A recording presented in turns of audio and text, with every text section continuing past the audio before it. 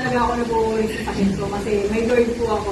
Dapat nating katangga sa mga problema kasi yun yung promise sa atin ng Lord, diba?